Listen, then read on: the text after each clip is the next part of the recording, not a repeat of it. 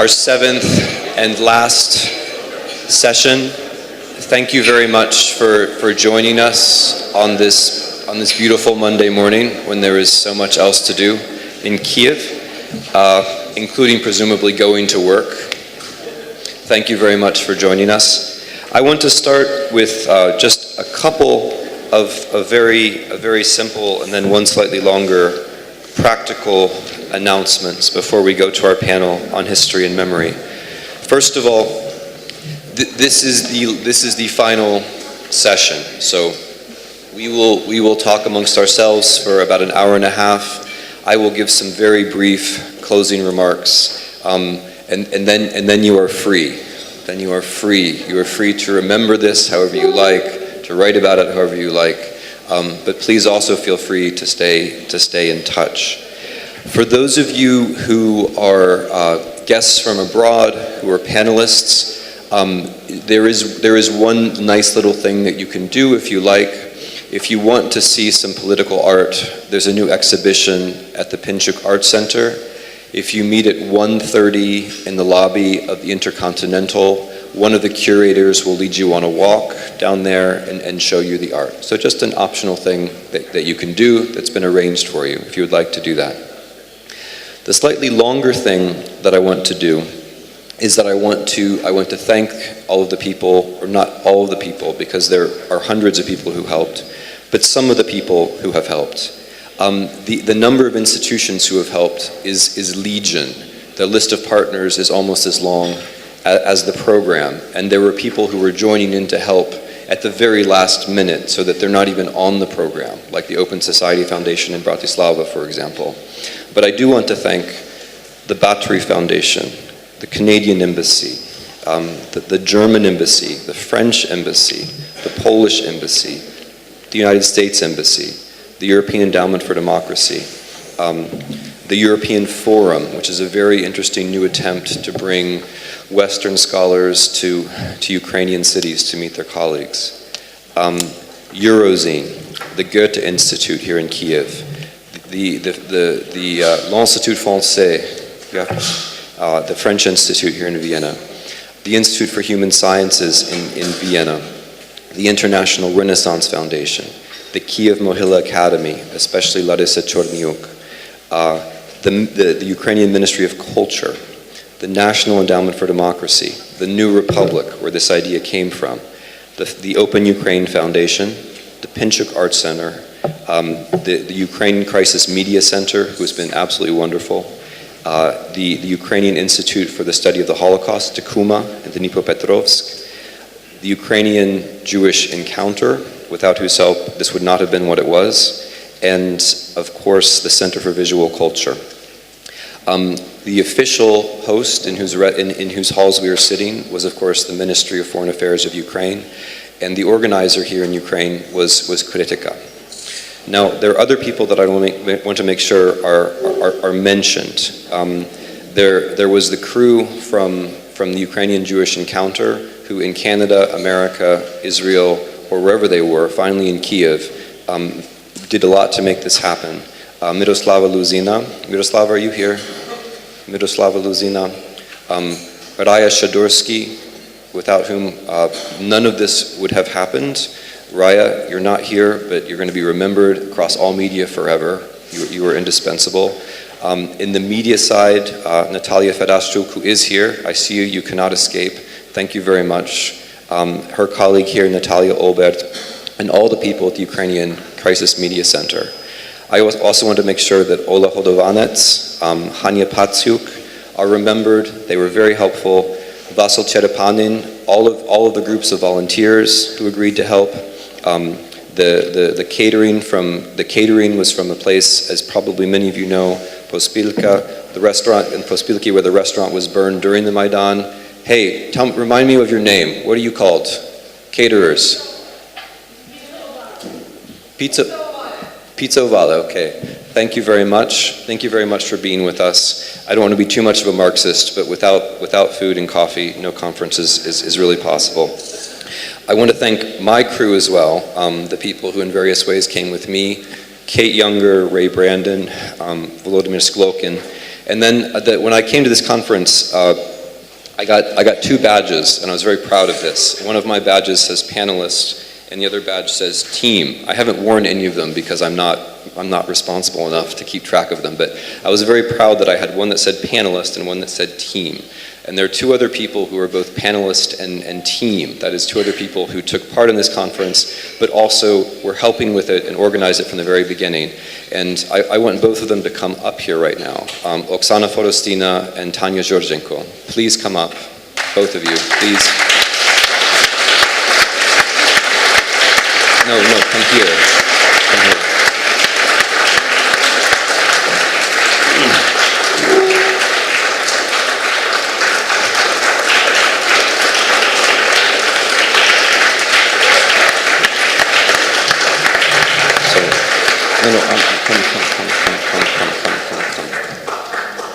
Thank you.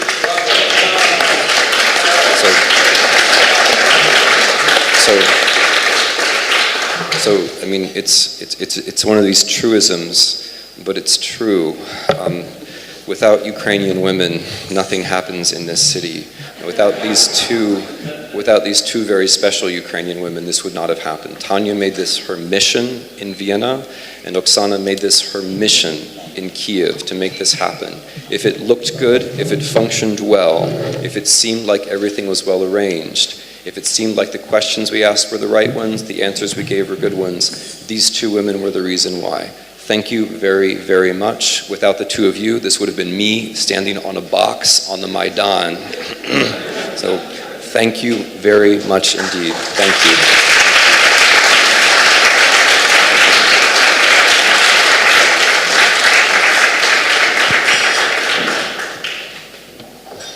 So with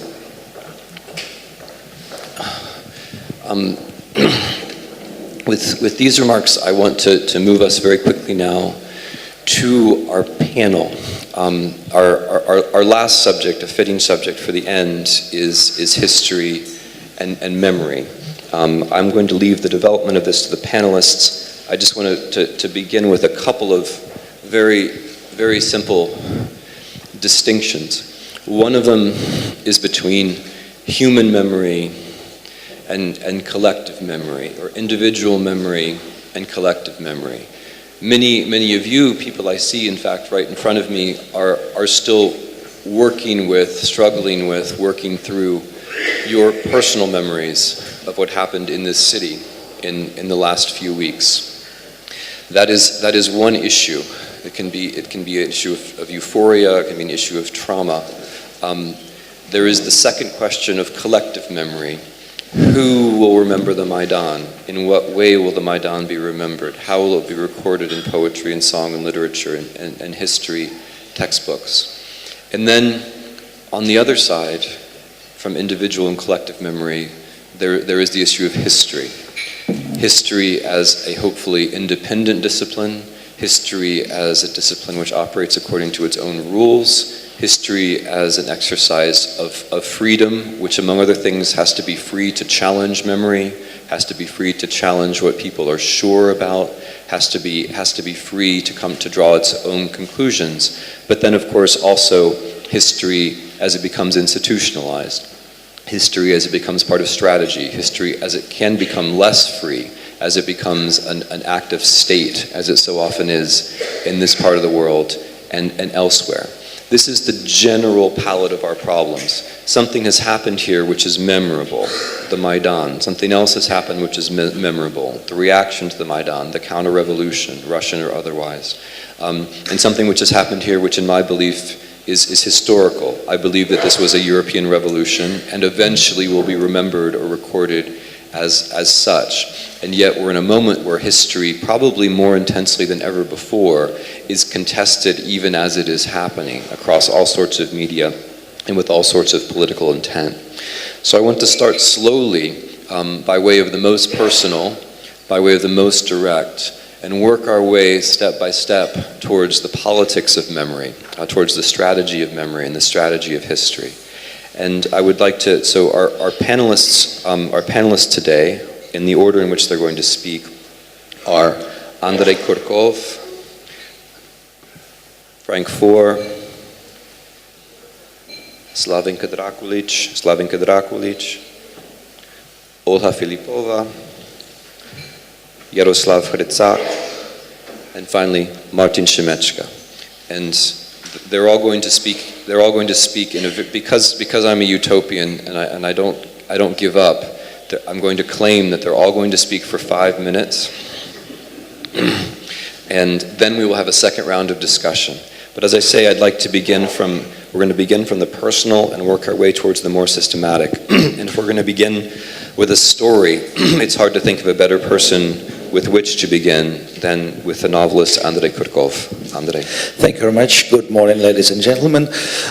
For me, actually, the word history was always very dry, senseless, and quite unsympathetic and politically engaged, because I studied history in the Soviet time, and then when I realized that history is just another type of official lies, I started traveling in the Soviet Union with the tape recorder, and I was looking for so-called personal pensioners, sort of retired people who used to occupy important positions in different party or administration units, and I was trying to interview them asking them to tell me their personal stories. But actually I think every family has lots of personal stories, and for me the real history is a collection of personal stories, of millions of personal stories. Of course you cannot institutionalize the collective memory, but I'm very happy that there is not such a term as official memory.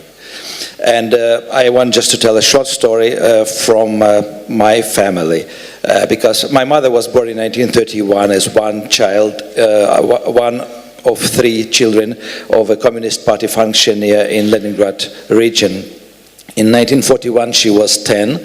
Her father was immediately mobilized in the beginning of the war and sent to the front line, and his wife and 3 children were sent to evacuation to Siberia.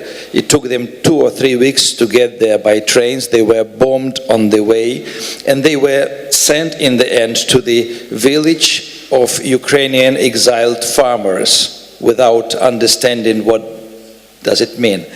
So for 3 or 4 years of evacuation, I mean, they were mistreated by the landlords, by the owners of the house where they were put up.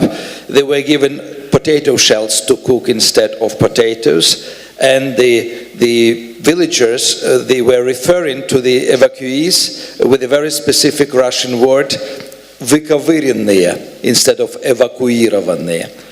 And in 1943, my grandfather, my mother's father, was killed near Kharkiv during the operation to free Kharkiv from German Nazis. He is buried there in mass grave near Valky, small town Valky. And the first time I heard this story from my mother, she never mentioned anything bad about Ukrainians. She just said that this was a village of Ukrainians in Siberia, and she's still alive. She's 83 now, but all her life she has this panic of possible hunger, and until she was 75 she insisted that she comes and works on our allotment planting potatoes so that we would be sure that we have enough to eat. Of course, I mean, when I second time I heard this story, I already knew that thousands or hundreds of thousands of Ukrainian farmers were exiled, deported from Western Ukraine, especially, and from Central Ukraine, because they didn't want to take part in the collectivization. So, I mean, the history sort of sent them, the local Soviet history sent them to Siberia, and then the world history sent my mother with 2 brothers and her mother to be their guests. And still, my parents still alive. They don't speak. I mean, they live in Kiev from 1962 together with me. They never learned Ukrainian. They never were angry with Ukrainians. And the only memory she still has is of a hunger. So, I mean, this is a personal story, but I think there are hundreds or thousands of personal stories like this where there is no bitterness, but there is some kind of acceptance of the history. And I don't think she ever felt a victim in spite of everything that happened. because, I mean, the Soviet people couldn't be victim of other Soviet people. But generally, it's interesting that, I mean, the stories like this, I mean, they don't exist in history, in school books. And the dream, I remember the dream of Russia, of Putin, to have a joint school books for Ukraine and Russia. And we are now, we survived, I mean, lots of personal stories which took place in Maidan, in all Ukraine, which are taking place now in east of the country. And the Russian Minister of Education is already writing a new chapter to explain school children the history of Crimea. I am sure there will be a response in Ukrainian school books. And I am not sure that these two sort of fake dialogue will consist of personal stories, which really should dominate the history from my point of view. Thank you. Thank you very much for that conceptually rich introduction, which reminds us of certain fundamental things precisely about the nature of history when history is done right. First of all, the relationship between the individual and the larger event, whether that's collectivization in the Soviet Union, whether that's a siege, whether that's a German invasion, that history always involves the encounter between an individual and forces larger than herself or himself, which cannot be fully grasped, which are always interpreted partially, which can be interpreted more or less generally, more or less generously, more or less in terms of groups.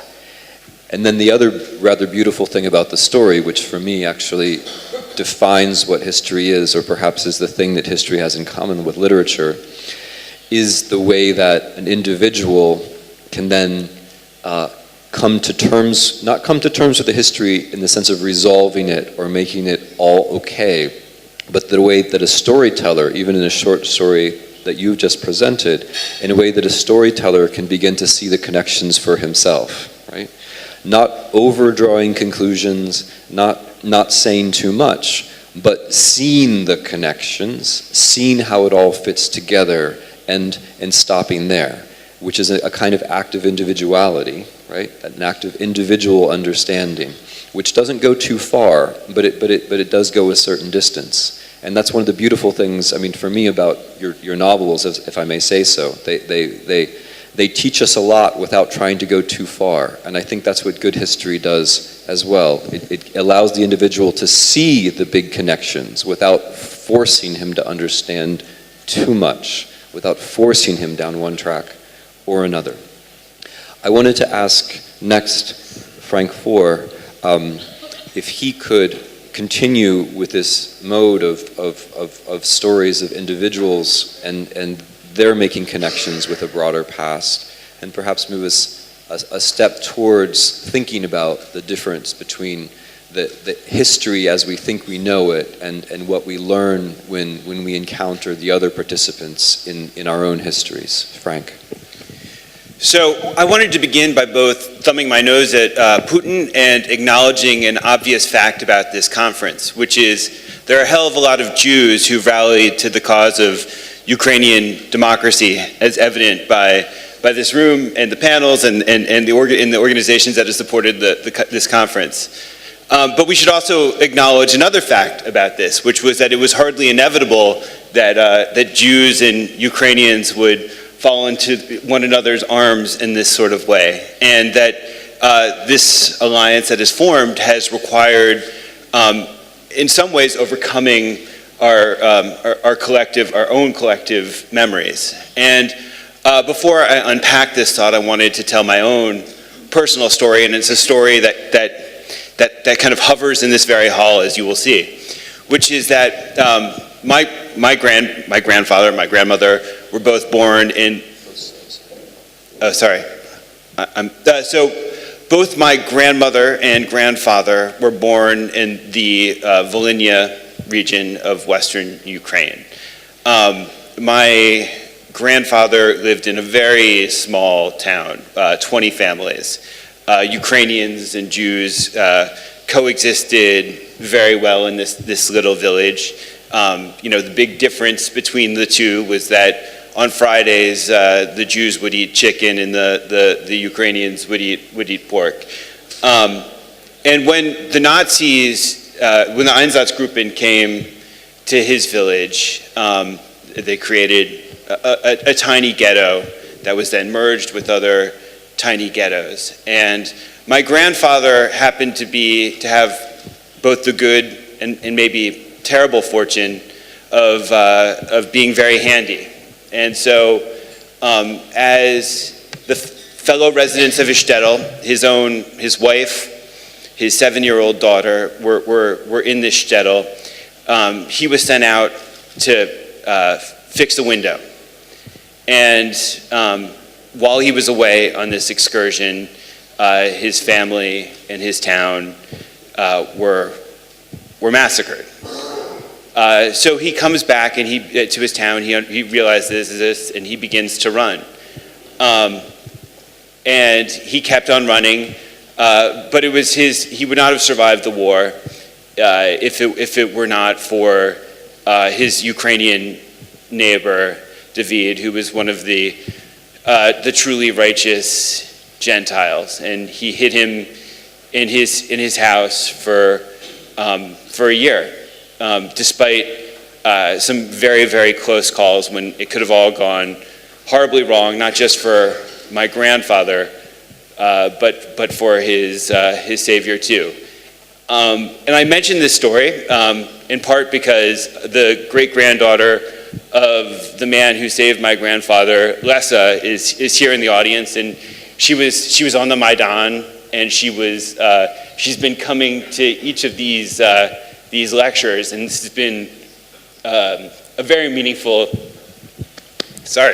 unexpected, a very meaningful experience for her, and it's kind of the beauty of what's happened in here. But we should also say that we all, if you grew up Jewish, the idea of, you grew up with the idea of Ukrainian collaboration as much as the idea that there were saviors. And it took my family a long time to come to the point where we could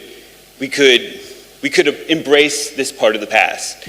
And this is something that you've worked at in your own scholarship, Tim, which is that, we see that memory has, collective memory even, has its flaws. It involves forgetting. It involves gross characterizations. And, the history of the war is so complicated. And there was so much suffering all around. And it becomes harder to acknowledge that sort of mutual suffering. And we see both the trickiness of collective memory and the necessity of history. And it's been so powerful walking along the Maidan in the last days in this conference, because you can see the necessity of collective memory. You see the children posing in front of the barricades and putting on the helmets and the flak jackets, and you see how there is a collective memory that's being in the process of formation, and how Ukraine needs that sort of collective memory, because it's a country that in so many ways is in disrepair, and that does not have the sense of mission and common cause that's required in order to have public officials who work in the name of the common good, and that has a healthy politics that can prod its politicians to go beyond the sort of self-interested politics that has dominated this country for so long.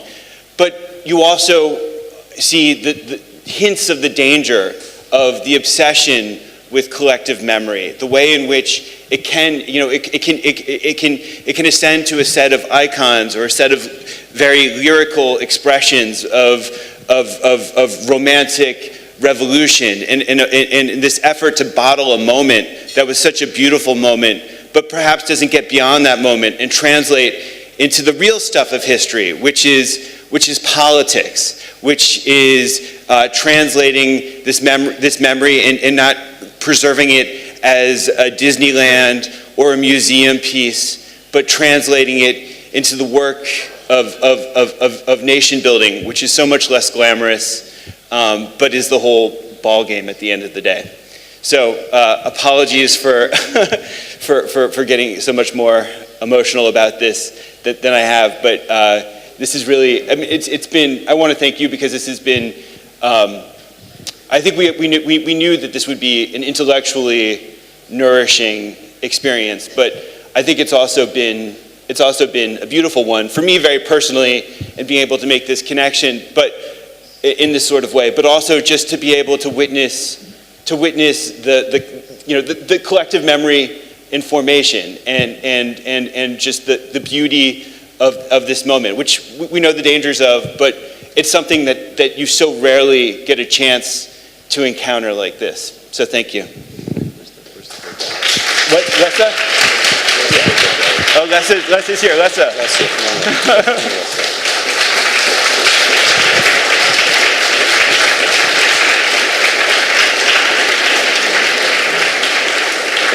This guy needs a hug. Okay. Thank you. I hope I didn't embarrass you with that. Okay.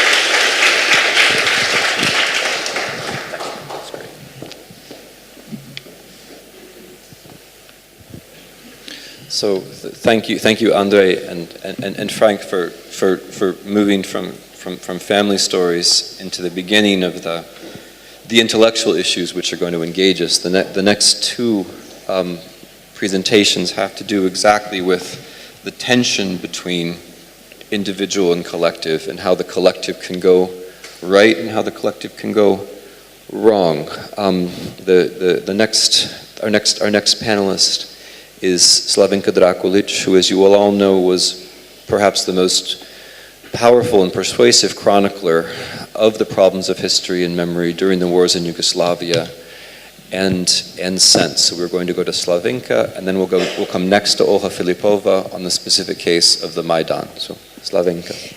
Thank you, Tim. I am listening to my colleagues, and they are talking about grandmothers and grandfathers who experienced the war, and I'm thinking, okay, but I'm probably the only one in this room who experienced the war too, and this is the war in Croatia, 1991-1995, very recent war.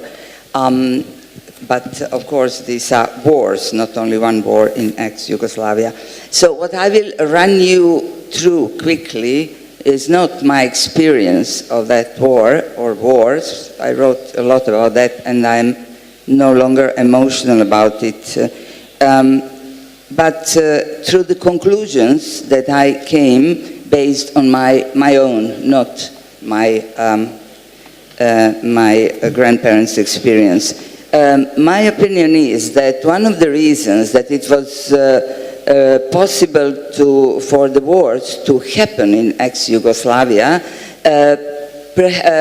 precisely one of the very important reasons was discrepancy between history, or rather official history, and collective memory, and of course individual remembers. Of course, I'm talking here about my generation, and this is the Second World War we are talking about. At school, we learned that, and this was, I'm now speaking about official history, is that during Second World War happened anti-fascist movement and led by Tito, but also communist revolution led by Tito. However, we did not learn about civil war that happened at the same time. That was very much hidden from us. That was a part of that official history, while all along the collective memory of civil war existed. I will only mention two important events here that are the most disputed, or were the most disputed. One is concentration camp Jasenovac in Croatia, where mostly Serbs, Roma people and communists were killed. Finally we came to the conclusion it was about between 60 and 80,000, close to 80,000 of them. And then I will also mention Bleiburg. Bleiburg is a field in Austria where the defeated armies were going towards the west to be in a way saved, and it was guaranteed to them. However, they were killed by Tito army. There is a field where tens upon tens of thousands of men and civilians withdrawing with them were killed. Bleiburg was not even to be mentioned in our textbook. So what I want to say is that it was easy to manipulate memories when you do not have really history or truth in this sense. Then before this war started, these wars, I'm saying war because of Croatia, the war I wrote the most about, it was very easy to dig out the old bones and to start to manipulate with numbers, actually to draw to put to the surface the forgotten or forbidden civil war. It was particularly problematic with Croatia. Croatia was a fascist state between 41 and 45. So certain things were particularly forbidden, obviously, for obvious reasons in Croatia. But then this was the basis for this war, this kind of manipulation. That was the task of intellectuals, of professors, academicians, journalists, and writers. Once these wars in Yugoslavia, in former Yugoslavia, were over, what I saw and what I still see is the same thing is being repeated again. Again, we have history decided by ideology, and this time it is nationalist ideology. It's no longer Communist Party, but it's a nationalist parties which are deciding history and writing history books and textbooks. I cannot say this is now what we have is democracy. I cannot say it's the same thing as before, but I can still say, because I have seen them, textbooks, school books that are tinted by nationalist ideology, so that certain elements are either skipped or mentioned in only very few words. Why is it? I will give here you only two examples. One is Srebrenica, that until this is the, Srebrenica is a small place in Bosnia where about 8,000 men, Muslim men of all age, were killed by Serbian army and paramilitary in 1995. And the other is the fall of Mostar Bridge, about 400 years old bridge that was destroyed by the Croatian army. So these are the things that are not even today. Serbian government very recently recognized Srebrenica. They claim that it didn't happen. And Croatian government and Croatian politics doesn't like, or historians for that matter, do not like to mention what happened in Mostar, although the man who is responsible for that, General Slobodan Praljak, is at the court in Hague. He got 20 years, but he is appealing now. Now, why am I saying all of that? Because the leading dogma in Croatia still today is that in a defensive war, no war crimes could be committed. Now, if you follow that logic, then of course Croatia doesn't have war criminals. But war criminals are war heroes. So we are still living with this. And why is it important? This is very important for reconciliation. Because reconciliation, in my opinion, does not need only acknowledgement of the others, of the victims of the others, but also some kind of, maybe I will say the wrong word here, consensus about what the truth is. What is the historical truth of that wars? Because without truth, there cannot be any justice. So, in my view, it is a very important and a very difficult job to put together somehow, or to close the gap between collective memory and history.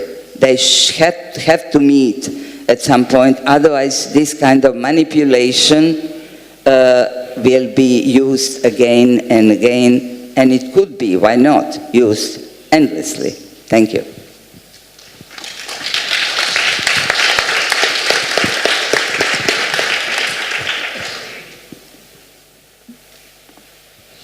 So I'd now like to turn to Olha Filipova for some preliminary reflections about what the Maidan remembers, what is remembered in the Maidan, what has been suppressed, how this might matter now and in the future. Olha. Thank you very much. And in the frame of this panel's topic, I would like to raise two issues for discussion. And one issue is about memories that has been missed at Maidan.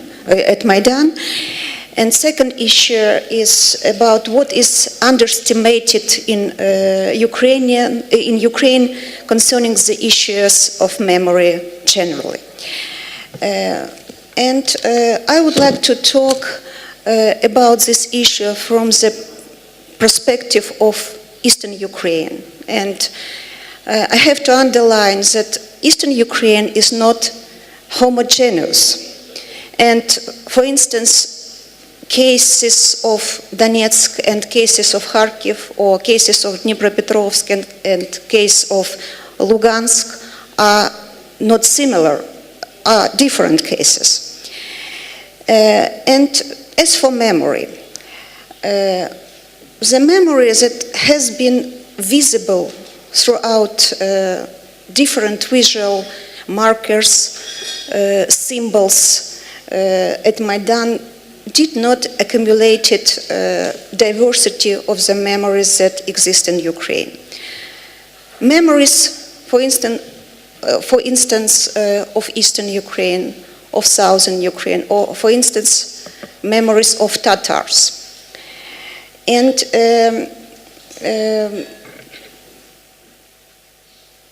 maybe because of this, maybe it was one, I suppose that it could be one of the reasons why people from Eastern Ukraine did not perceive Maidan as Maidan represents ourselves.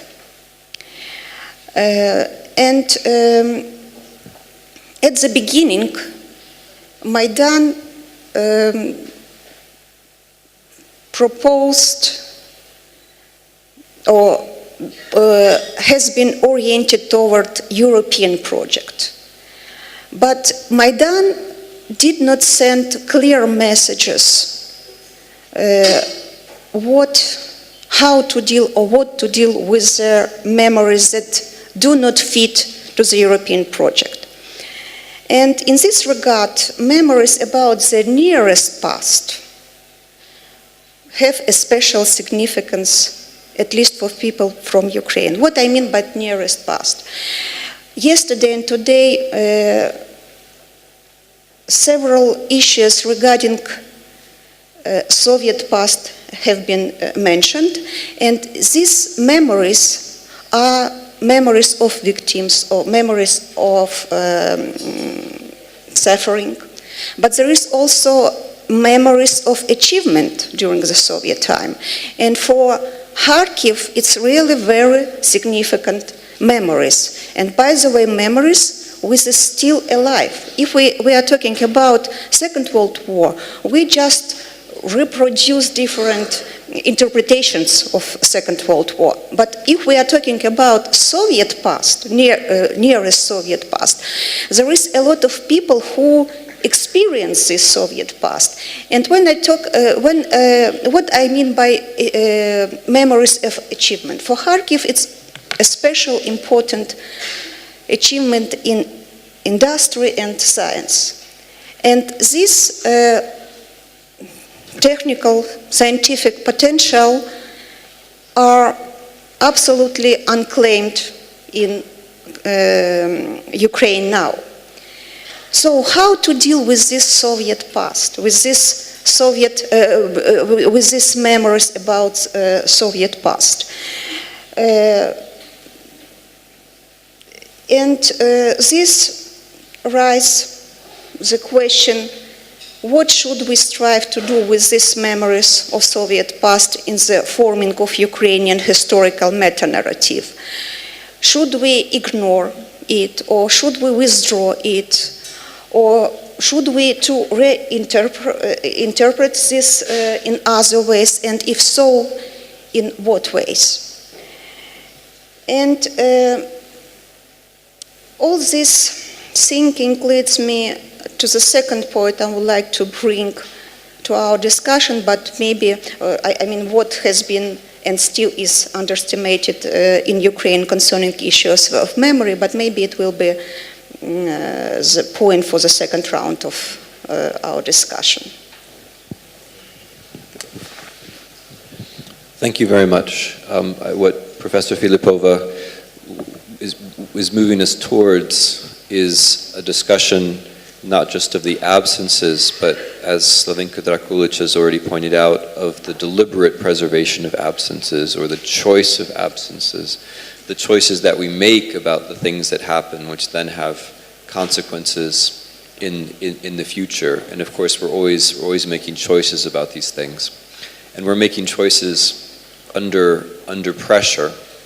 Those of us who have come to Ukraine who have a family connection to Ukraine, whether that's a connection of the kind that Andrei Kurkov meant, or of the kind that Frank Foer mentioned, it's true that rather a lot of people who have come here have a connection of that kind to Ukraine, where it takes a certain amount of initiative it's a certain choice to come back or to embrace the place where you were born.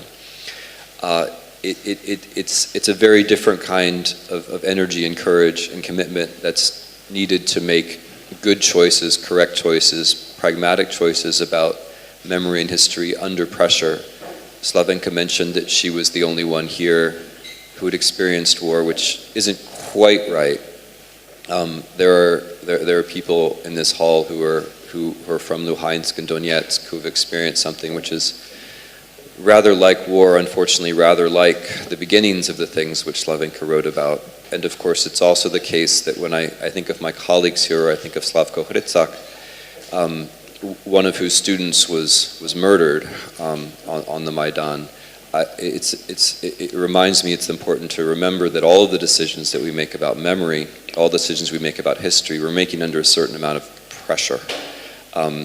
And that this pressure itself, the felt need to shape stories in a certain way, is itself a very important subject, which brings us to what Professor Hrycak has proposed to talk about, which is the relationship between history and security, the conscious way that memories and histories of the recent past are treated. Slavko. Thank you so much, Tim. Every one of our participants started with some kind of personal story, so let me start with some kind of personal note. And the personal note is very simple. If I would have a choice, I would rather not sit on this panel, because I don't really like talk about historical memories. And in my professional life, I never come upon a single professional historian who really likes historical memory. It's kind of like a historical, some kind of disdain or aversion to historical memory for a variety of reasons, but I believe one of the reasons is that what we are really aware that historical memory is a very dangerous subject. To put it differently, I believe that historical memory is probably the most poisonous, the most dangerous poison that ever been produced by the chemistry of our mind. And that's period. We have to be aware of that. So not all the doctors have to like illnesses of their patients. So this is the way how historians have to deal with the historical memory. They don't necessarily have to like it. But the really challenge is how you change this poison in some kind of cure if you treat it with some therapeutical dose. And here comes some kind of issue of strategy, and probably the first and the most important illusion, which is shared of the most historians, especially in this region, both in Ukraine and Russia. And this illusion is the historical memory is tantamount to the history itself. This is something which is more or less the same. And I would refer even to the work of the most famous Ukrainian historian, Mikhail Hrushevsky, who opens the line that you will know the truth and the truth will let you free. So in a sense, you got the history right, and then you'll be, so to say, liberated and all the kind of things. I would say to the contrary. This is a very dangerous approach, because in the time of crisis, you have to overcome the history. You have to change the trajectory, and especially when it comes to historical memory. Luckily enough, Ukraine is not that unique. And most of the problems Ukraine has historical memory has been shared by the other countries. And therefore, I believe we have to turn to these examples and to specific models. And I would like to go very briefly through two of them. How much time do I have? 2 minutes? 3 minutes. So first model actually is a German one, which is literally calls overcoming of the history. And you know that the history is rather simple. You have to condemn the history and have to repent. So, and Germans did it very well. They brilliantly, because repented twice. They first of all, they condemned the Nazi history, then they condemned the communist history, and many believe that actually because they did it very well, now Germany turns into what it's now. It's a heart and spirit and moving experience of the nowadays Europe. So there is another common belief, another, how should I put it, a common illusion that since this model was very successful, it worked for Germany, it's supposed to be imposed on the other countries. And this is one of the most controversial issues that is much discussed in this region, to what extent German model, which is a very successful model, could be used in the space of the Central East European countries. There's a lot of discussion on this line, and I will just give you the conclusion. It's not working. It's not working in this part of the world. Even so, it's very, very successful for a variety of reasons, but I wouldn't say why probably we get it better than me, because there is a lot of the constituencies of the political party with not interesting to use this model for their specific reasons. My favorite model would be Spanish model. Spain is very much like Ukraine. It has its own Donbass, it has its own Crimea, Basque, Catalonia, all this kind of country, and most of all, it's divided very much like Ukraine over the last war. And you may remember, but right after the death of Franco, the local elites were smart enough to come to the conclusion that if we start historical war, we are doomed. So therefore, they introduced so-called Pact of Amnesia, which means that state could not be involved in historical discussions. Historical discussions are private matter.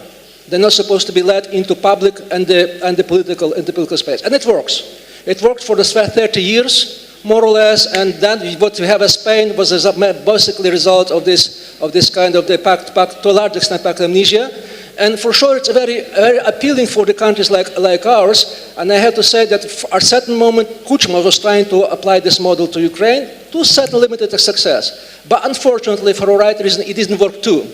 Because this is something which was missing in Spanish case. Nobody in France or in Germany was telling how they're supposed to deal with their history. And once you have such a neighbor as Russia, you could not actually deal with the Spanish model. So I believe the most plausible model would be what I call Anglo-Saxon model. It is not my conclusion, has been reached by, I believe, probably the best historian that ever had in the 20th century, Ivan Leszek Krunitzky, who, to that effect, provided example of London, when you have two statues of Charles I and the Cromwell, who is standing in the neighborhood, and people treating them rather, neutrally. So the answer is you not quite condemn the history, but you take accountability for the history, so to say. You take accountability. If you claim that you're right for either communist or nationalist, you have to accept some accountability for their crimes and for their mistakes. To conclude, I don't see those three models like different models. I see them rather as a three-stage in implementation of the successful historical politics. Because what you have there, German model came only 20-some years after the end of the war. Basically, it is done by the generation which emerged in the 60s and the historical stride in the 80s. So I believe in most of the cases, if you take Germany or Italy or other countries, they were using basically Spanish model, if so are not articulated. And I believe this Anglo-Saxon model works only then time when the history is already long past, like the 17th century. So my issue, we have to in certain element, try each of them in certain portions, but what is important, and here I come to my final point, you have to have two factors. Factors first is the responsible politics.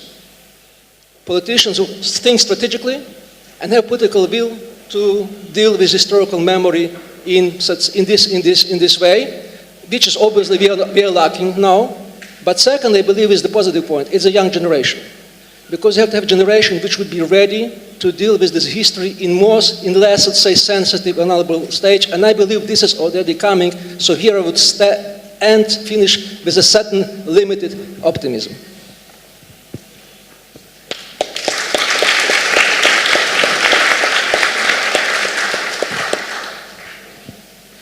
Yeah, it strikes me that the distinction you make between the Spanish case and the Ukrainian case, in a way, is even stronger because the Spanish, like the Germans, in some measure could have control over their own national discussions.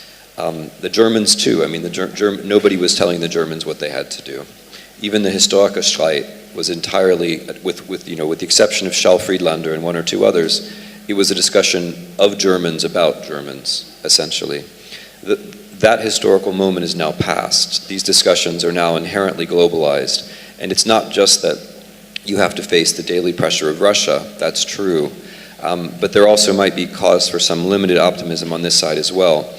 The Ukrainian historical memory has to be global because so many other people have a stake in it. But that may also be a good thing. It may also lead to resolutions and not just to problems. Many of the people here who have come here precisely because they have a stake in Ukrainian history and in an open form or a pluralistic form of Ukrainian history. Not one that has an end, not one that has a clear form, but one in which something like a consensus perhaps could be arrived at. But of course there are other models, other more recent models, and other countries that are facing pressure from outside, other countries where these questions are unanswered. And I'd like to ask Martin Šimečka, who is a privileged participant in both Slovak and Czech discussions about these matters, to give us a word first about the condition of the Czech attempt to come to terms not only with the past, but with the various pressures coming from the outside about how the past should be remembered. Martin. Good morning. Thank you, Tim. Yes, I will talk about Czechs. But these 3 fantastic days in Kiev, I repeated to ask my new Ukrainian friends one question. Do you live in a war? I got the only answer, yes, we do live in a war. But when I asked this question in Prague, nobody would say we live in a war. I mean, Czechs don't think they live in a war. The problem is that they are wrong.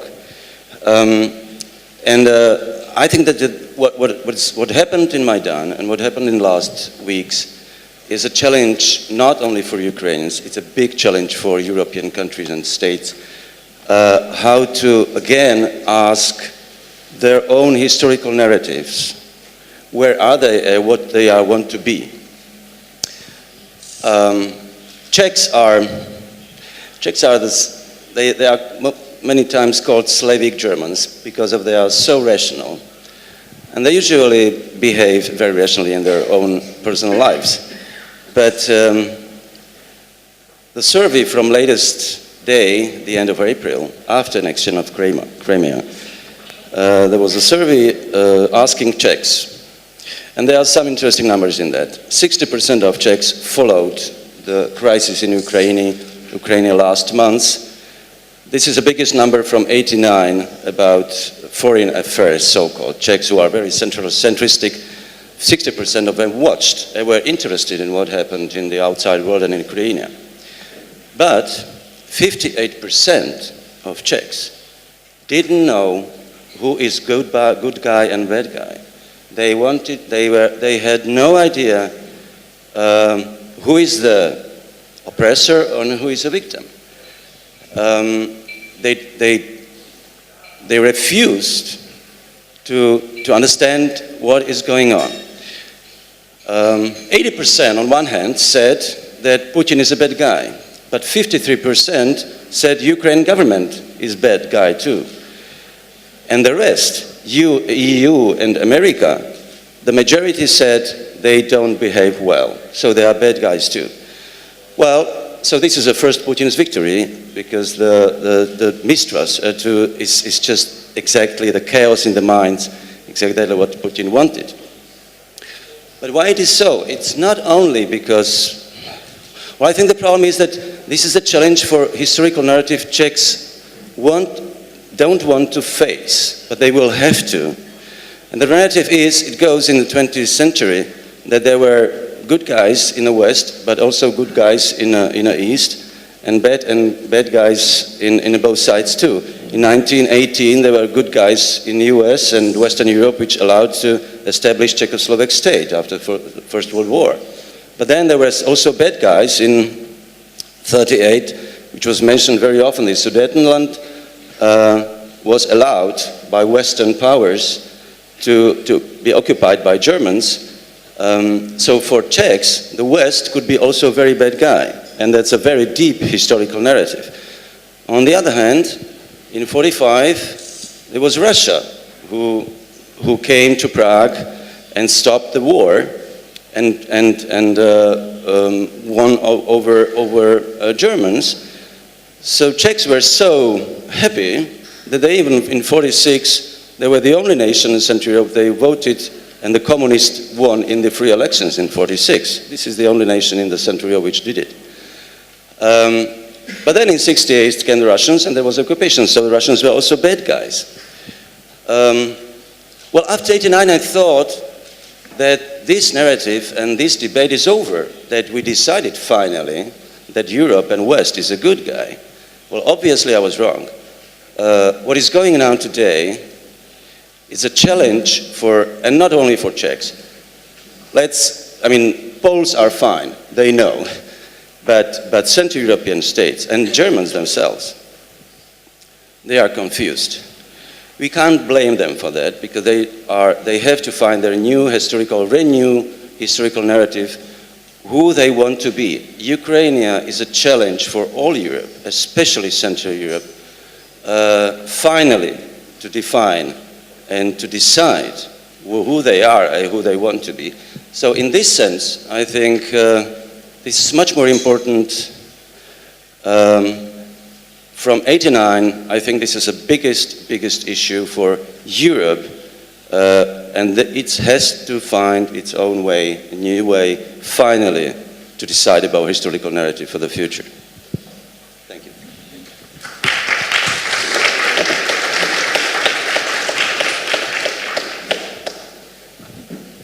So we've handled a number of themes, and we've handled them with exemplary maturity with respect to time, which means that we have a little bit of a chance to discuss among ourselves, which I hope we will do.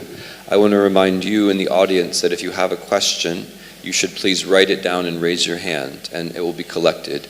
You can write it in any language that Slavko Hrycak knows, and it will be handled for us. So please go ahead and do that now. I want in our second round to try to bring some interaction between these themes. Before returning to the question of what was missing and how it will matter and how memory is an issue of security, I wanted to ask Andrei Kurkov for his second story about the East and the West of Ukraine, please. Well, actually, I'm very sorry that I answered your email only at 9 o'clock this morning regarding the questions. And I was never going to say anything about that, Andrei. Yes. But I mean, a question that I have chosen for myself was, should politicians pass exams in history in order to qualify for public service or elected position? And the second story, which I'm going to tell you, is actually something to do with this question. It is 2010, after the election of Yanukovych as the president of Ukraine. There was not very obvious but very powerful migration of civil servants from Donbas region to the central and western Ukraine, and these civil servants were sent there to take the position of middle and top management in customs offices, tax offices, different courts, the other administrations. And the new, very young head of the Lviv city tax office arrived, and first thing, he with his compatriots from Donbass, they took walks along the central part of Lviv, choosing the streets and the houses where they would like to settle for the rest of their lives, because they were sent by the boss there. And of course it was noticed by many people in Lviv. And one of my friends, who is one of top business people in Lviv, he was summoned by the new boss. I think he was 35 at the time, this new boss of tax office of the city. And he was told that, well, you are bringing some containers with stuff to Lviv. So apart from tax bills, you have to pay $5,000 for each container. And the answer from this nice man from Lviv was, I know that you were walking along the street choosing the houses where you would like to live, just like Soviet officers and KGB officers were walking along the streets of Lviv in 1945-46 when they came there for life. And you shouldn't expect that everything will be different from 1945. You shouldn't think that there will be no people shooting you or trying to kill you because you are behaving the same way as the KGB and Soviet and communist officials who came to the Western Ukraine. So the result was very interesting. This actually businessman was never asked again to pay extra bribes, so he was paying only tax bills. But the other business people from Lviv who were also summoned and sort of for a nice friendly conversation with this guy, they didn't mention history, they didn't mention 1945 and OUN-UPA, and therefore they paid their extra $5,000 for each container they brought to Western Ukraine. So, the history is very important, but it should be learned by both sides in order to avoid situations like this. Okay, avoiding situations like this, yes.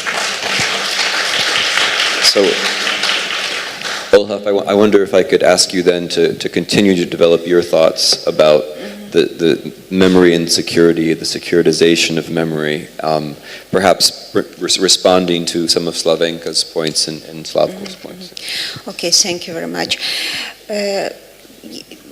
Today, also Professor Snyder mentioned that our memories contribute to the social construction and reconstruction of the past. And in this sense, I would say that past is still happening, and different divisions are not events that once happened, but are ongoing and creative process of construction, reconstruction, othering and bordering. And what is miscalculated in Ukraine concerning issues of memory? From my perspective, exactly diversity of memories that exist in Ukraine is underestimated. And other questions is what to do with this situation. It is obviously that Ukraine has to create its own historical meta-narrative, but should this Ukrainian historical meta-narratives should include all memories, even so these memories could be in some kind of inconvenient memories for national project? Or should we ignore some memories because they don't fit to Ukrainian national project? And I'm absolutely sure that forming Ukrainian historical meta-narrative has to include all diversity, all memories that exist in Ukraine. Why? If we ignore these memories, it could create some internal threat to Ukraine, because community will continue to keep these memories, and these memories will create solidarity, group solidarity, but not national solidarity. And it will be internal threat to Ukraine as a state. Another aspect, if we will not include all memories in this historical meta-narrative in Ukraine, these memories will be included in other historical meta-narratives of other countries. And it will give some legitimate base for this country to act geopolitically, to implement their geopolitics in Ukraine. And by the way, current situation gives us very good example that geopolitics of memory is used very strongly by Russia. And this is not only a question of politics of memory and geopolitics, but also politics of memory and national security.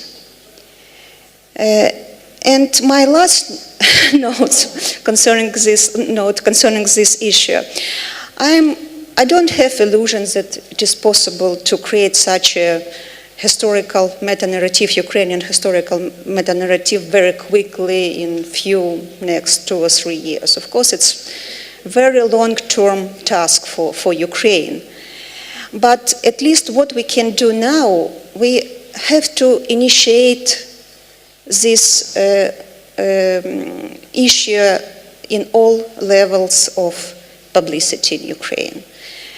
It should be initiated among professional historians. It should be initiated for discussion among different ethnic group, social group, and so on, just to make this diversity of Ukraine and diversity of memory in Ukraine as advantage of Ukraine, but not as obstacle or as threat for Ukraine as a state. Thank you.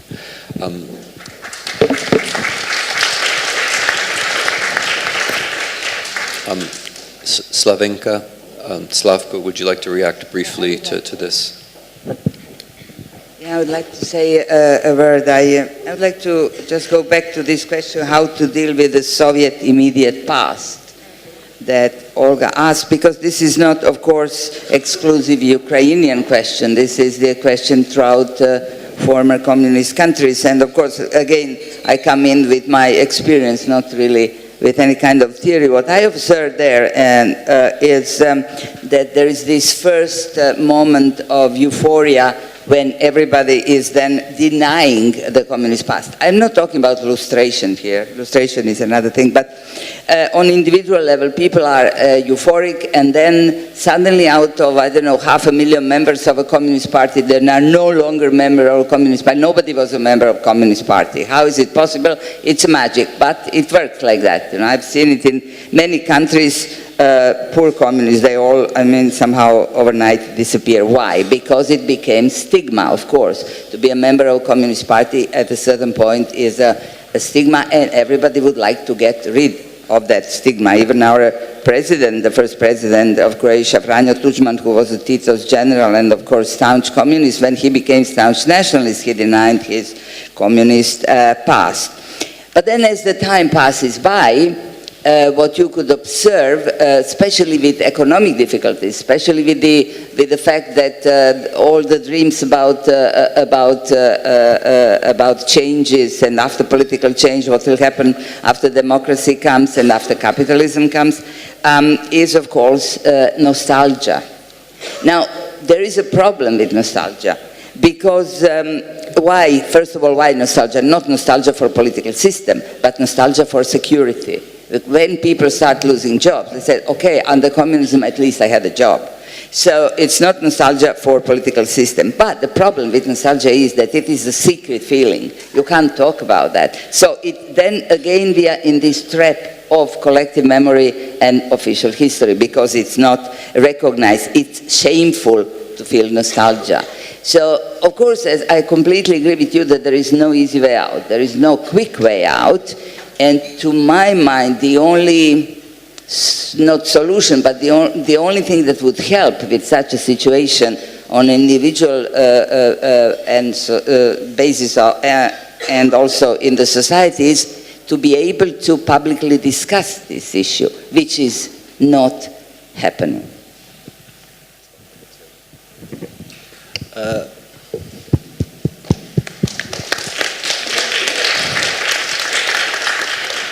Andrei was referring to Lviv example, and Olga was referring to Kharkov example, and they have the 2 points of references, and both cases, local population was proud of their certain part of their history. So problem is how you reconcile, how you put in one narrative, and this is conundrum.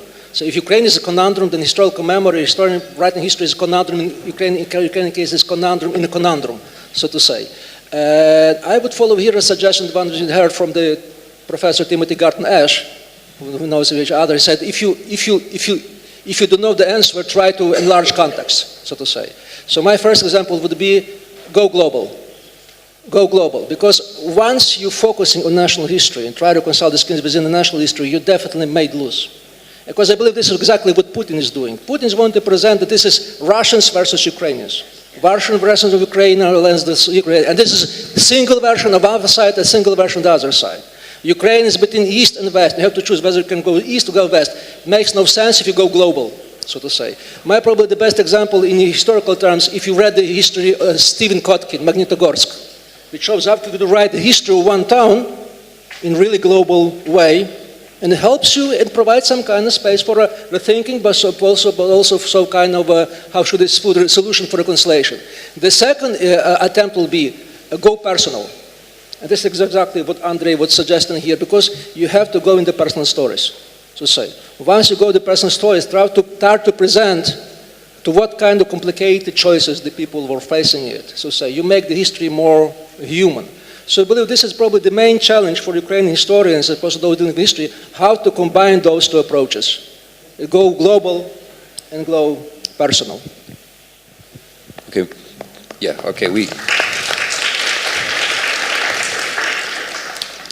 we're approving everything at this point, and I certainly approve that.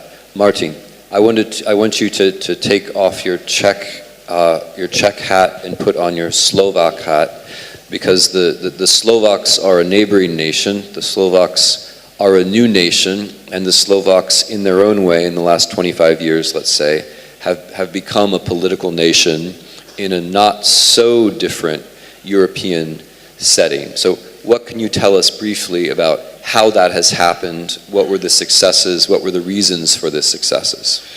Yeah, thank you, Tim. I was walking in Maidan 2 days ago, and I have to say, I never have seen anything like that.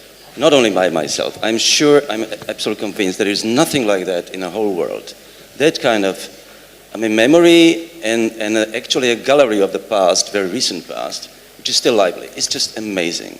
But when I was walking there, and I was standing there for an hour just watching that, it came to me that this is a crucial, and we talk about that it becomes a part of memory, of course.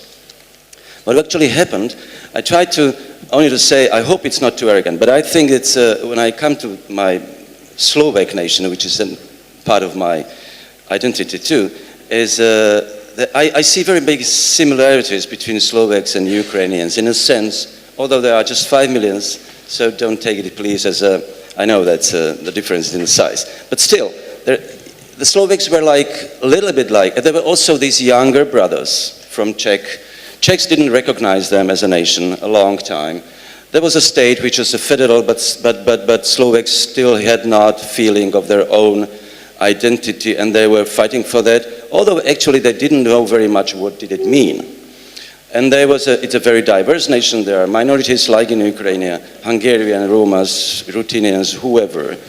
There is very regionalized, diverse by regions. So, and of course, and it's not a state or nation with a big past and a big history. A lot of personal histories, of course, but not a history of the state. So I think it's very similar to Ukraine, although the parallels are, of course, never are really strong, but still. And what happened in '89, The revolution against communism, which Slovaks were not very much active, by the way. However, it happened to them, and they were lucky and happy. Then in 1992, somehow it came again, and they wanted their own state. Many of them didn't, but somehow it happened because Czechs told them, look, go away, we don't want you. So then it happened.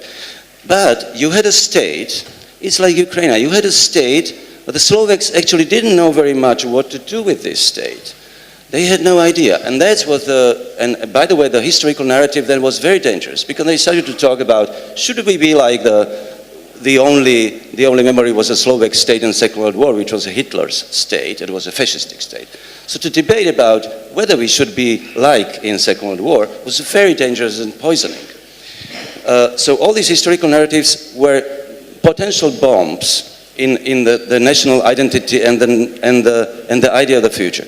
And then it happened in these 90s, this Mr. Mečiar, who was something between Yanukovych and Milosevic, kind of authoritarian dictator. Slovaks decided in 98, finally, after big confusion, to know where they belong. Mr. Mečiar was very much promoted by Mr. Yeltsin in that time, saying, we Slovaks, if West doesn't want us, we go to the East. And Slovaks said no. So it was, they, in a very huge campaign, in a very stressing and nerving election, they won against Mečiar. And there was what I define this moment was a creation, it was a birth of political nation. It's not only about the nation it's such an identity, it's about a political idea of the nation.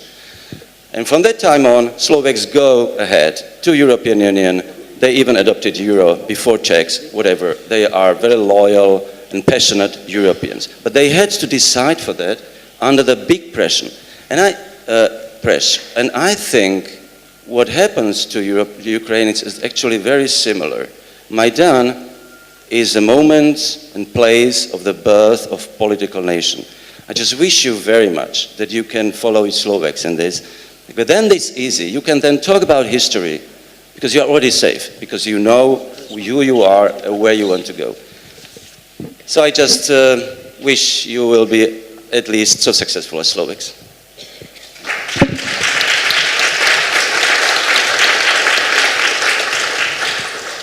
Okay, I'd like to give Frank Foer a chance for a final word, and then we will move on to your questions, Frank.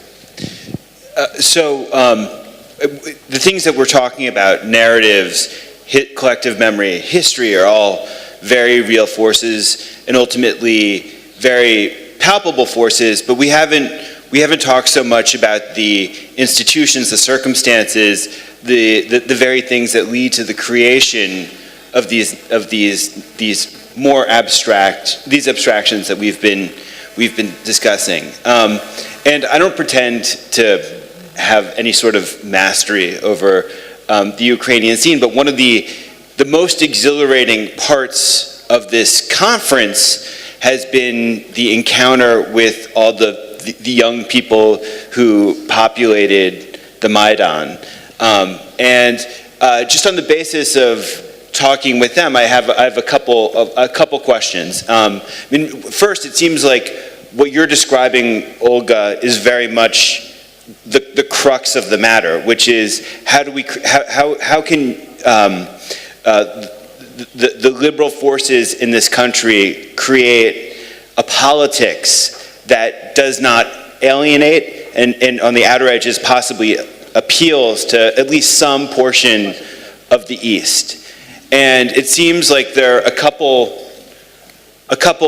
enemies of this cause, just based on my conversations with folks, and these may not be fair observations. The first is that media culture, and one of that we're dealing with a media culture in this country that almost inevitably creates confusion. It's a self-contained universe in that it's a Cyrillic-based media, and so there's a limited pool of people, but it's become the subject of propaganda warfare.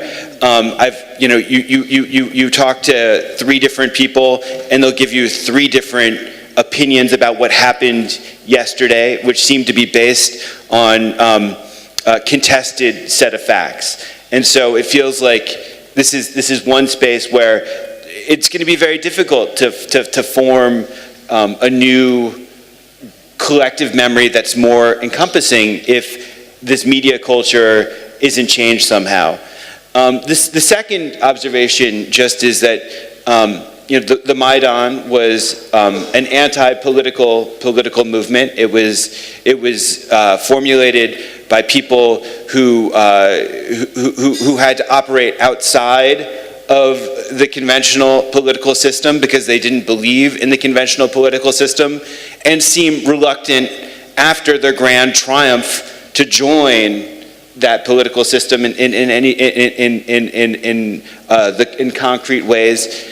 But the other characteristic of the Maidan is that it was not based on grand theories of history. It was not based on ideology. It did not grow out of journals or out of theorists. It was spontaneous. It was in some ways not anti-intellectual, but kind of uninterested in intellectualism because it loved the exhilaration of being a spontaneous movement. And so that seems like another obstacle to creating the sorts of narratives and memories and history that we're talking about, that there needs to be, the movement itself needs to ask questions about its place in Ukrainian society and how it can transform these fundamental institutions that are the basis for the very things that we're talking about. All right, thank you, Frank. Let's take Frank's questions along with the rest of the questions. And the way I would like to proceed is that I'm going to read all of the questions and just ask you to each pick one question or perhaps even one part of one question to which you would like individually to respond. We'll all have about one minute. So no, don't smile. We're doing so well. We're doing so well. So I'm going to read the questions and think about which question you'd like to respond to. A couple of questions raised bore on the concept of forgiveness. So normally in questions, in discussions of memory and history and moral difference, the concept of forgiveness arises. Why hasn't this concept arisen? Can forgiveness be part of a reasonable strategy of memory and history? Another theme which emerged in a number of questions was the involvement of individual Russians. That is, not just the issue of Russian history, which is inevitable, but is it possible, and if so, in what way could Russians, by which I assume is meant people from the Russian Federation, how could Russians be involved in these sorts of discussions? And then the question of the role of scholars. What can scholars do? What should scholars have done, but they didn't, to ensure that Ukrainians were better able to have the kinds of discussions about the past that have been proposed? And then, relatedly, is it not the case that if there is going to be a meta-narrative or a history of Ukraine or a global history of Ukraine, doesn't this have to begin with the Second World War, given that the Second World War is the source of so many of these propaganda stereotypes and cliches? Need that not be a central part of any attempt to move forward? I'm going to ask us to start at this end. Martin, with you, anything you'd wish to react to, and then we'll just move all the way along and give Olha the last word. So, Martin. Well, thank you. This forgiveness is it's a key issue, I think, for the nation. Which, if you want to go ahead, well, you have to somehow be able to forgive. And yesterday I had a discussion with some lady from Ukraine who blamed people in Donetsk and Lugansk, that they are so passive. It's a part of forgiveness you have also to, I think it's not fair very much to blame them for that, although I can understand very much the reasons, but I still think, well, I think to be able to forgive and to understand that people are scared and they behave, well, they are not heroes, most of them are not. Well, then you have to live with that your nation will be full of coward and passive people who will not fight for Ukrainian future. But still, I think you should take them as they are and to forgive them that even if in your eyes now they are, well, bad people who let you in this situation. Well, I think it's a part of, it's one of the most important parts of the future to be able to forgive. Okay. Thanks, Martin. Slavenka. Yes, I would like also to say a word about forgiveness because it relates directly to the topic I'm very interested in, and this is reconciliation, of course. There is always a problem of reconciliation after every war. And in my opinion, forgiveness is an individual category. And I can forgive you, you can forgive me. But what we need to do and what we are not doing is in order to be part of a reconciliation program, let's say, it has to be institutionalized in some way. And how to institutionalize it and why, first of all, to institutionalize it. Okay, it's a difficult word.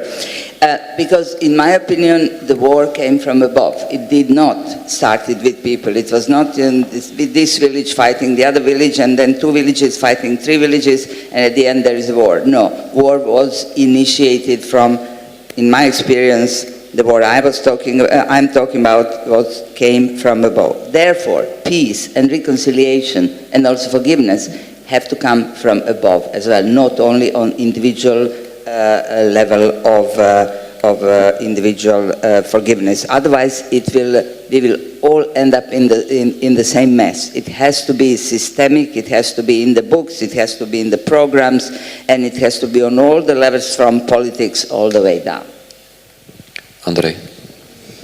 Well, I will probably take partially the very difficult question of whether it is worth of talking to Russians, since I'm ethnic Russian.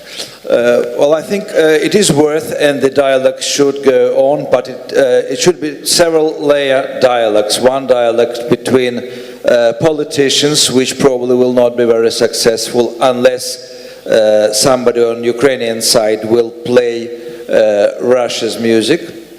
But I think I would start from the very far away. Russia will speak Russian to Ukraine. This is clear.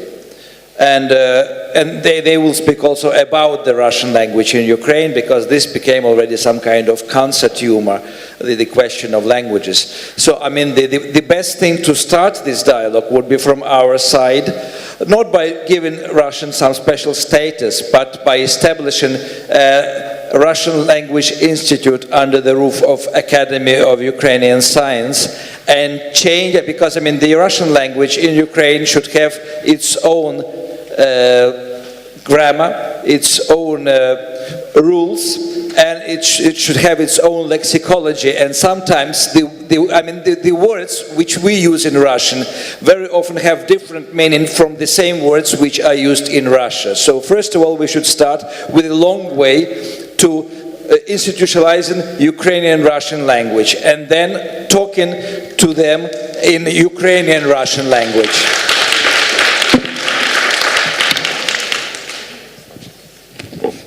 I would like to pick up three questions and answer them in 1 minute. So, issue of the forgiveness. Forgiveness has two parts that we know. And I will refer to model, because probably the most famous model of reconciliation based on forgiveness is the Polish-German case. We probably know the Polish bishops, or vice versa, German bishops who addressed the Polish bishops and responded in the 60s with using the same formula, forgive us and me forgiving you. And this is a very successful formula. By the way, this formula has been used intentionally so in Lviv 10 years ago when there was a discussion about the Polish cemetery, and also worked. So I know the people who are engaged in this kind of reconciliation processes very much so, and this is with all responsibility, due responsibility. we tried to extend this formula further east.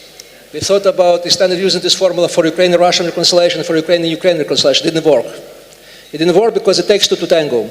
We don't see the partners who could, on the Russian side, could take those words, specifically now the Kremlin, because I believe Putin and Kremlin, they take idea of the forgiveness, idea of consensus, compromise as a side of weaknesses. This is something which belongs against the so macho language. So my response would be that probably the lines that Andriy Kurkov was suggesting. We should use Ukraine as a ground for reshaping Russian discourses, Russian identity, more or less because there's no Russia, there's various Russias.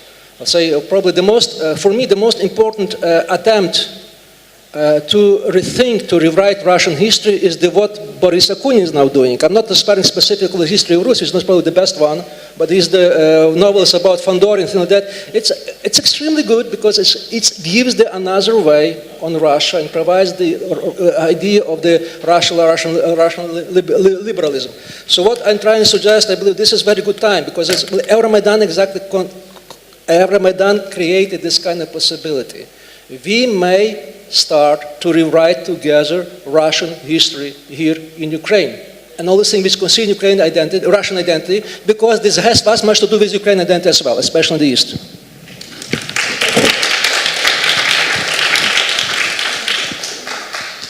Yeah, this is the sort of thing which is obvious to all of our panelists and obvious to all the audience, but maybe not to everyone who's watching. The revolution which happened in this country was largely made in the Russian language.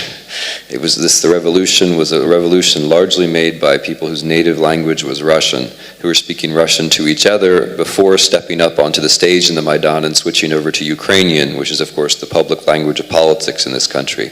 It's understood in Moscow, but it's not understood in Berlin or New York that is one of the reasons why the Maidan is of world historical significance, because it shows that revolutionary political change can be carried out in the Russian language by people in a part of the world where Russian is spoken. That's a basic, simple truth which everyone here understands, but somehow has escaped the attention of the rest of the world. And I had the exact same fantasy as you, that the Russian culture and the Russian language and Russian dictionaries, including certain words that have been invented in the last few weeks, can now be produced in Kiev. After all, if everyone agrees that the culture comes from Kiev, then why not make Kiev the center of it all once again? Frank, do you have a last word? With no microphone, which to express it. So Tim, I mean, that's you've, in addition to organizing this conference, you've been serving kind of as a auxiliary editor of The New Republic, and you've been bringing in lots of text to us from Ukrainian writers, many of whom have participated in these proceedings, and that's exactly one of the most interesting things that I've seen is that one of the experiences of this revolution was this sense among the revolutionaries that they were creating a cosmopolitan Ukrainian identity, and that they could watch this being formed in real time, and that there was this sense that because Europe as this abstraction was the central feature of the revolution, that the revolution was in and of itself an act of creation of a cosmopolitan, pluralistic, Isaiah Berlin friendly form of nationalism, and that feels to me like the biggest opportunity of the revolution.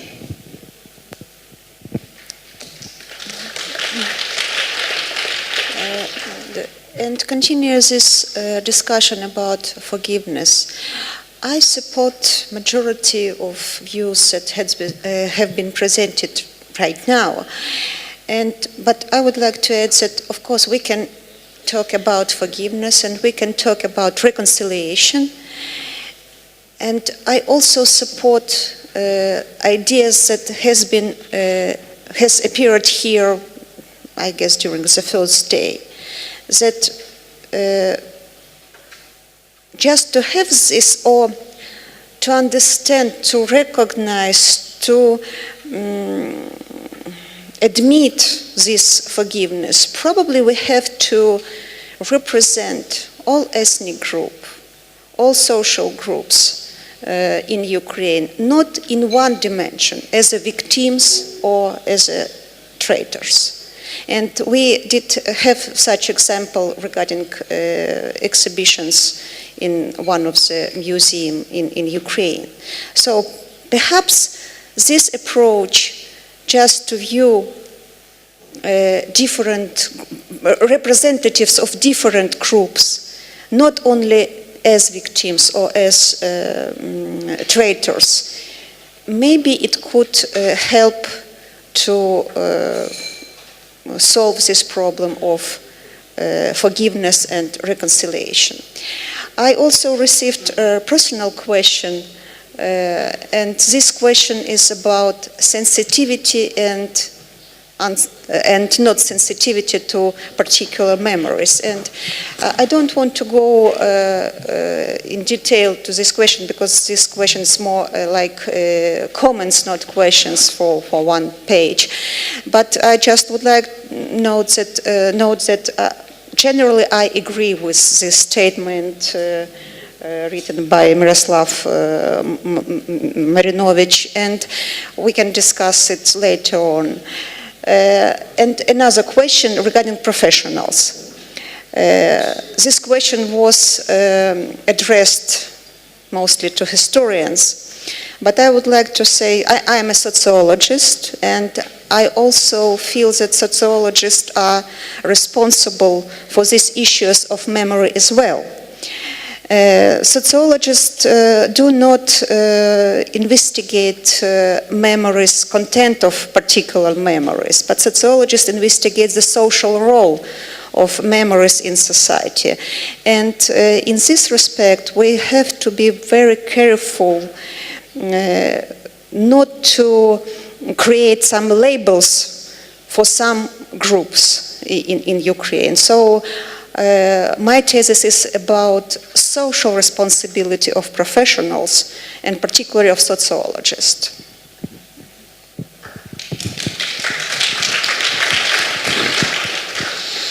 So history is not going to save us from memory. Memory is not going to save us from history, but we might save us from ourselves.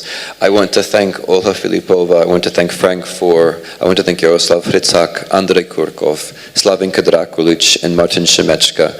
Friends, colleagues, thank you very much for this discussion. It's been superb.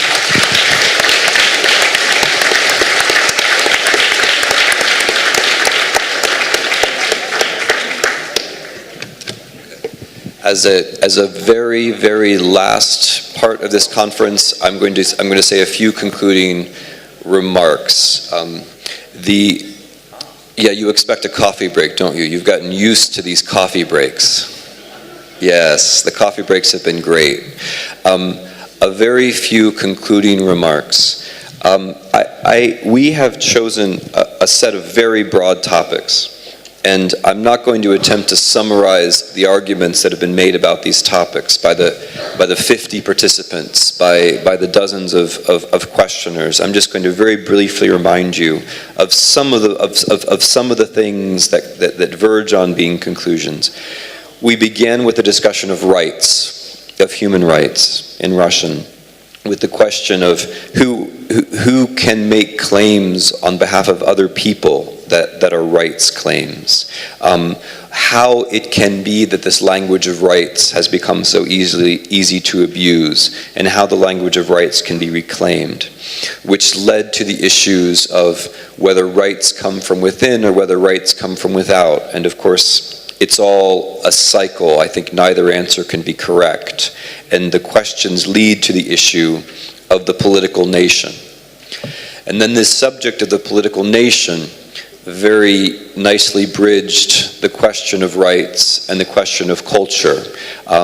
Yusuf Zissels, who was originally on the first panel, then on the second panel, and was a certain amount of confusion, was the one who very nicely provided that bridge with his point about the emergence of Ukrainian Jews, which again is one of these things which in Kiev is so obvious that one almost doesn't notice it, but for the rest of the world is worth mentioning, because the existence of Ukrainian Jews, and even more, the unself-conscious existence of Ukrainian Jews, is one sign of the existence of a political nation. It's one sign of a certain transformation of culture which was present in the Maidan.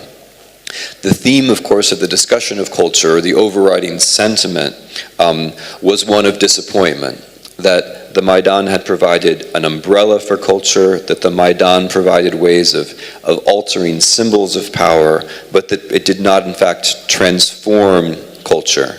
And the limits of culture, the limits of the word, of course, are a source of frustration, a source of alienation, which brought us to the next question of politics, the limits of politics, the limits of politicians, when politicians do and when they should cease to be politicians. The question was raised by the moderator about the distinction between courage and statesmanship, and how one bridges the gap between the enormous personal or collective or national courage that was exhibited and the different kind of courage that is needed in Paris or Berlin or Washington, D.C. To act in a statesman-like manner as opposed to a simple political manner.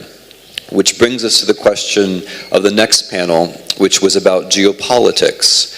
And I was very happy that Vladimir Kulik questioned the title right at the beginning, because it was meant to be questioned.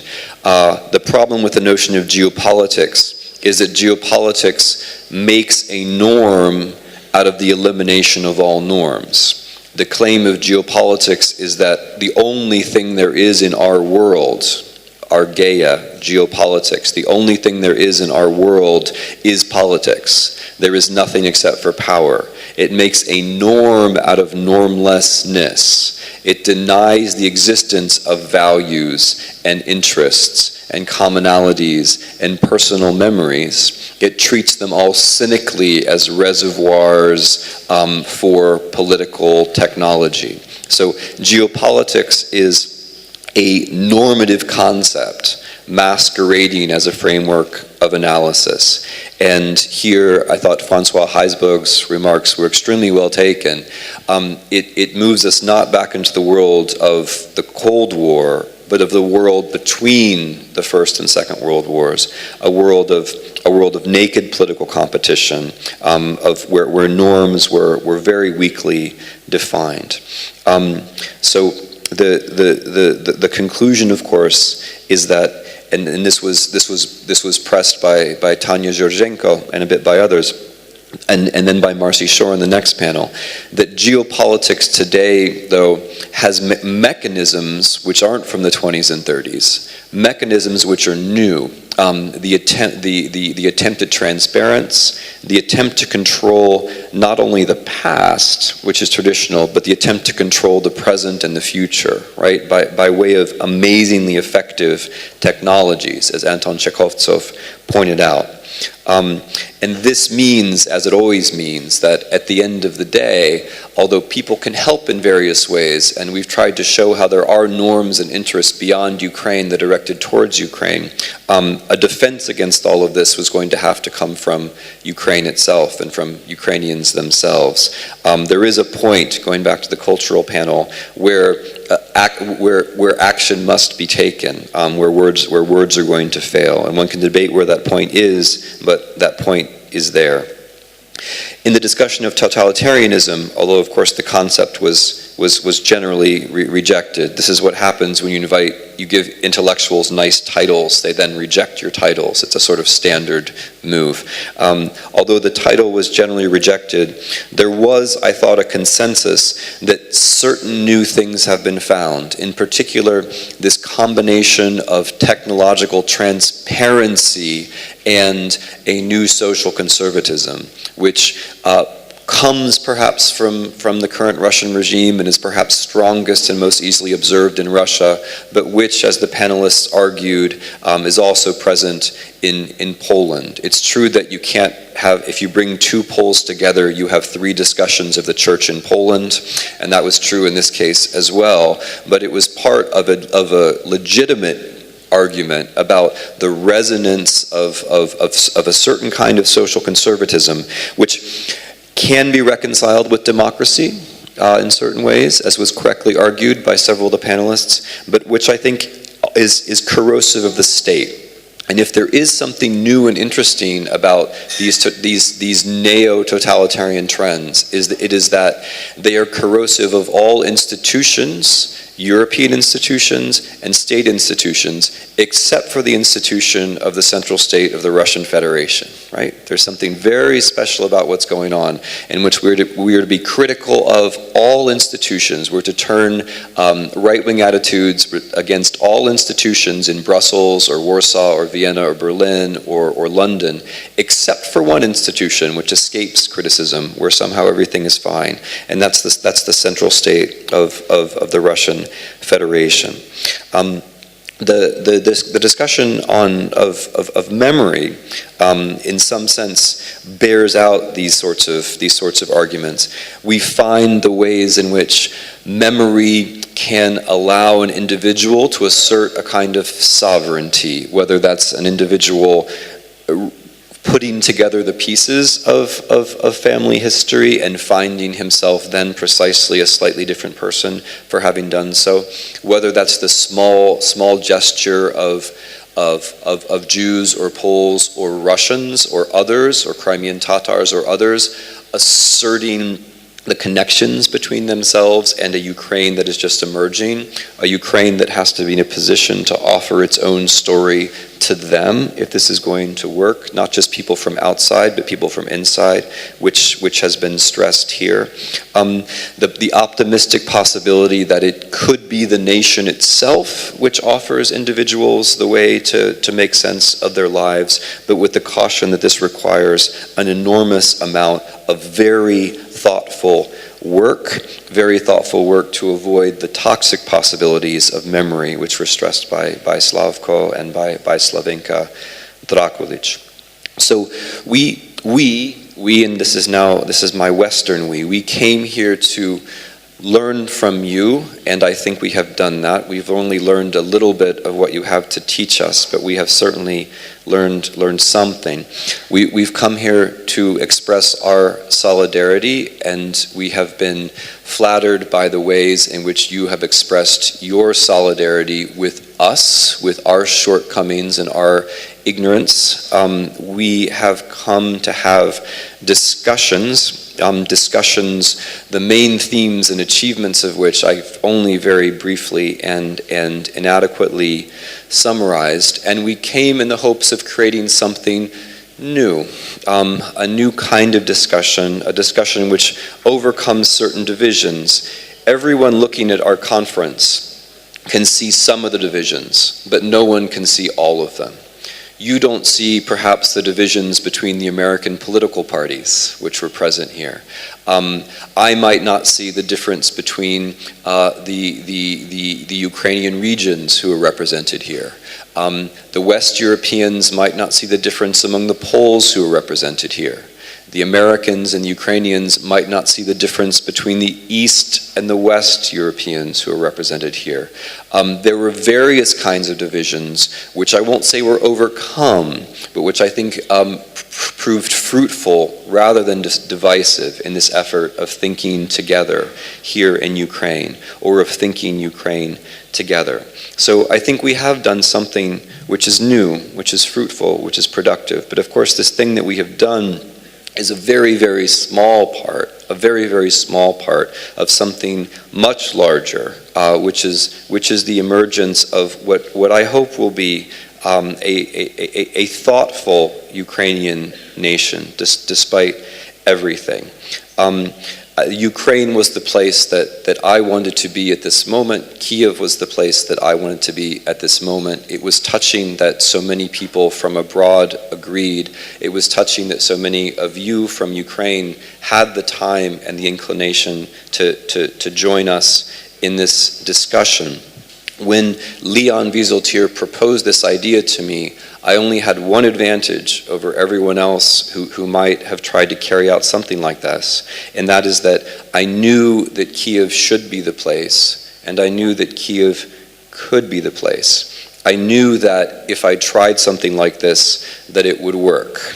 And I'm very grateful, as I've said, to all of you who were the ones who actually brought Leon's and my idea into reality. So this is the beginning of something new, but I hope also of something enduring. I hope that these conditions for thinking together, for being together, will be reproduced in various ways and various places over time. In our new friendships, in our old friendships, in other informal discussions, in other conferences, whether those conferences take place, as I believe now they will, in London or Berlin or Paris, or again in Kiev, or in Lviv, or in Dnipropetrovsk, or in Odessa, or in Kharkiv. Thank you very much, all of you. It's been a pleasure and an honor. Thank you very much.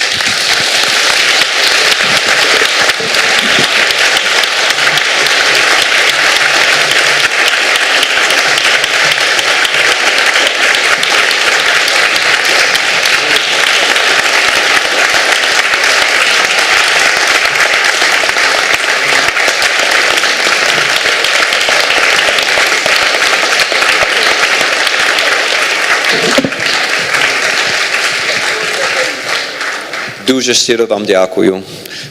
На все добре. If I may just last word, just because I happen to be the center, I want to thank all the friends who coming us for bringing this together, and specifically Tim. Without whom this conference would possibly wouldn't happen. Thank you so much, Tim. Thank you much, friends. We have a long way to go, but seems to be on the right way. Thank you so much.